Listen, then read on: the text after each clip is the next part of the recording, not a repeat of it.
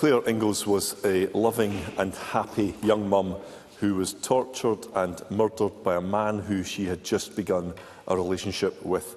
The judge described Claire's murder as, quote, beyond sadistic. The serial criminal who killed her had 40 convictions and was a known danger to women and children. Yet, he was repeatedly bailed to the home that Claire shared with her young son.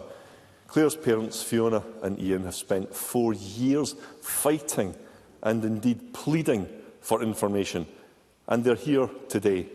It's their third time coming to the public gallery during FMQs.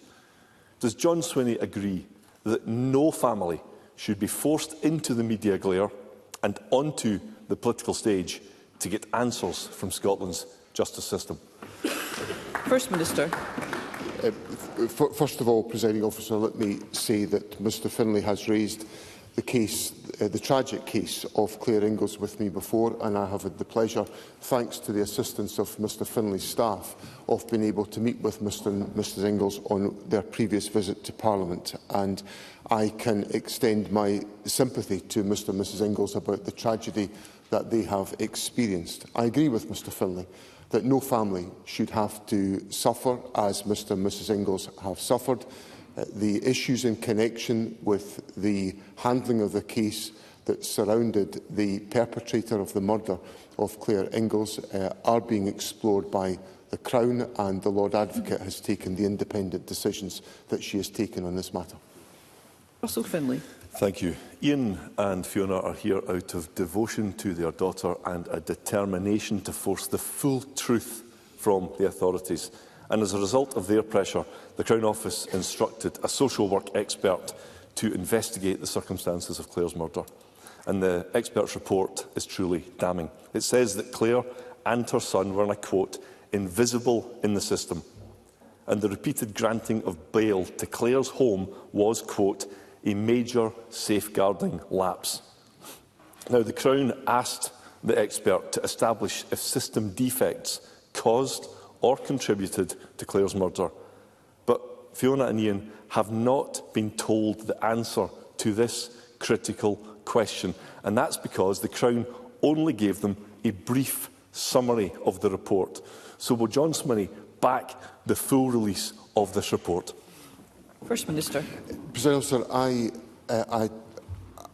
there will be issues that will be applied in relation to the release of the full report, which I am not cited on today.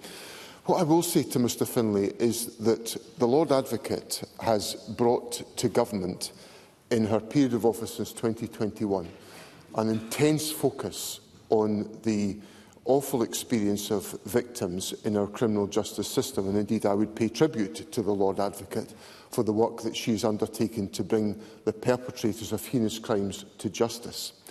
Therefore, I will ask the Lord Advocate if there can be further dialogue with Mr and Mrs Inglis on the contents of the report to ensure that the issues about which they remain concerned can be properly and fully aired. There may well be issues about data handling with which Mr Findlay will be familiar that cause constraints on the release of the full report, if the report can be released, I'm very happy for that to be the case, but there may well be reasons why it can't be the case. But what I will do is I will ask the Lord Advocate to engage further with Mr and Mrs Inglis to ensure that they can have a fuller understanding to try to help them come to terms with the tragic loss that they have suffered. Russell Findlay. I agree that the Lord Advocate's focus is sincere and welcome, but the way in which the Inglis family are being treated is cruel and disrespectful. In 2022, Stirling Council held a serious incident review of Claire's murder, which concluded that a full review wasn't needed. The expert disagrees, saying, quote, a comprehensive review was absolutely necessary. But to the astonishment of Fiona and Ian, the Crown Office say they've still not decided whether their daughter's murder merits a fatal accident inquiry. Fiona told me, when we came here last year, we looked John Swinney in the eye and took him at his word that our questions would be answered, but we're still being kept in the dark. So will John Swinney back their calls for a fatal accident inquiry? First Minister. Well, I'm trying to be as helpful as I can here. I hope Mr Findlay understands the sincerity of my engagement on this issue. But the calling of a fatal accident inquiry is a matter for the Lord Advocate independently, and I have to, as First Minister, I understand Mr Findlay is able to call for such issues. As First Minister, I have to respect the independence of the Lord Advocate for me to act, otherwise would contravene my oath of office, and I won't do that. What I will say is that I think the process of investigation that was originally conceived of in Stirling Council was not acceptable. It was not good enough, which is why I asked the Crown to look at this again, and why Mr Findlay has in his possession the report that he has, because that was at my instigation that I judged the initial inquiries were totally unsatisfactory.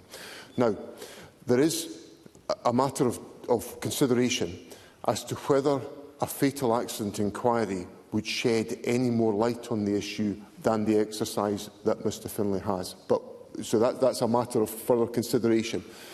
But what I will say is that I will raise these issues directly with the Lord Advocate and ask her for her consideration of these matters to ensure that Mr and Mrs Inglis can have as much support as possible to come to terms with the loss that they have suffered. Russell Findlay. Well, another reason that an FAI is absolutely critical is that the Crown's report reveals a major flaw at the heart of Scotland's bail system.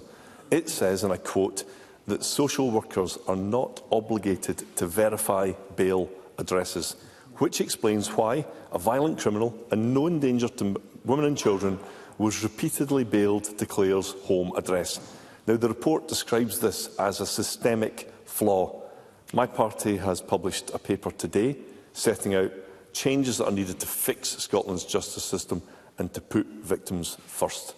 Now, Fiona and Ian have urged the Government to back this specific change so that courts must check the veracity of addresses and that they are safe. They say that this could prevent another family from suffering such a tragedy. So will John Swinney commit to urgently ending this bail blind spot that is putting women and children in danger?